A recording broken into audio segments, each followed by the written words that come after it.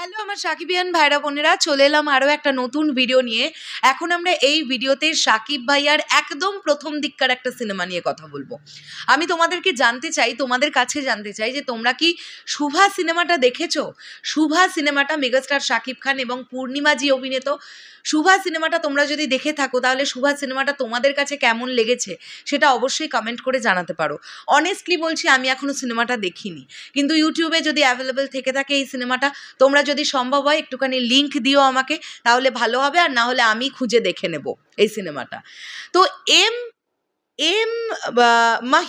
M Mahim বলে এক সাকিবিয়ান ভাই, তিনি 20 ঘন্টা আগে শুভা সিনেমাটাকে নিয়ে দুর্দান্ত একটা পোস্ট করেছেন। তো আমি এখন সেই পোস্টটাই তোমাদের সামনে তুলে ধরতে চাই। চলো একদম দেরি না করে ভিডিওটা শুরু করা যাক। তিনি লিখছেন, রবীন্দ্রনাথ ঠাকুরের 83তম প্রয়াণ দিবসে দেখে নিলাম রবীন্দ্র সাহিত্য থেকে শাকিব খান ও পূর্ণিমা অভিনীত শুভা সিনেমা। শুভা 2005। সুভাষিনীকে পূর্ণিমা গ্রামে সবাই শুভা বলেই ডাকে। তার বড় দুই বোন সুহাসিনী ও সুকেশিনীর নামের সাথে মিলিয়ে তার নাম রাখা হয়।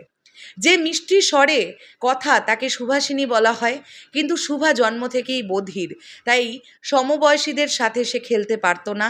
তারা শুভাকে খেপিয়ে তুলত। একা একা চলতে থাকা শুভার সখ্যতা গড়ে ওঠে গ্রামের এক যুবক প্রতাপের সাথে। প্রতাপ ও শুভা একে অপরকে বুঝে এবং ভালোবাসতে শুরু করে। পরবর্তীতে প্রতাপ শুভার বাবাকে তাদের বিয়ের কথা বললে শুভার বাবা বাণীকণ্ঠ প্রতাপের বাবা গোবিন্দের কাছে তাদের বিয়ের প্রস্তাব নিয়ে আসে, কিন্তু বিধি বাম। গোবিন্দ তা ফিরিয়ে দেয় এবং বাণীকণ্ঠকে অপমান করে বাড়ি থেকে বার করে দেয়।